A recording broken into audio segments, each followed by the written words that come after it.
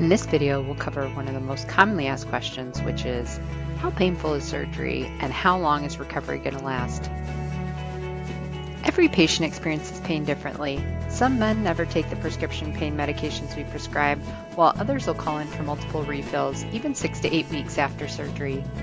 A long-acting numbing medication is given at the time of surgery, which can help with pain control for the first 3 days, so it's normal to feel a slight increase in pain afterwards. Pain should, however, be improving slightly each day. Most men would say that they're in significant pain for the first 2 weeks after surgery. During that time period, you can walk around, including stairs at home, but you probably won't want to do much else.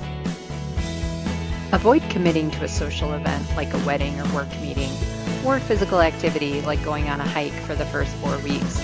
Most patients would say that the intensity of the pain noticeably improves over the first 4 weeks.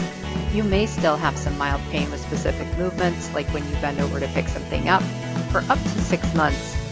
8 out of 10 men would say that they're feeling good enough to start cycling or using their penile implant by 6 to 8 weeks. In a very small percentage of men, less than 1%, may still have pain up to a year. Certain men, like men with diabetes, which affects the nerves, and chronic pain at baseline, like spinal stenosis or fibromyalgia, may experience pain that lasts longer and is more difficult to control. For those patients, gabapentin, a medication that helps with nerve pain, may be more helpful than narcotics like oxycodone. For men already taking gabapentin, we may recommend increasing your dose for a few weeks to help control your pain. Because you had a catheter in at the time of surgery, it may burn when you urinate and you may see a small amount of blood in your urine for up to 5 days after surgery. If the burning's getting worse or the bleeding's getting worse, or you have any symptoms of a urinary tract infection, please contact your team. Some men report that it's more difficult to urinate for the first week after surgery.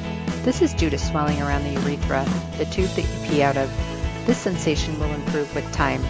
If you're having leakage of urine that occurs after you just went to the bathroom, or when you get the sensation that you need to go, and this is not improving within the first 3 or 4 days after surgery, please contact your team. Sometimes this can indicate that you're not emptying your bladder well, and the bladder is so full that a small amount of urine is spilling over as leakage. I hope that you found this video helpful. If you still have any concerns or questions, be sure to discuss these with your team prior to surgery.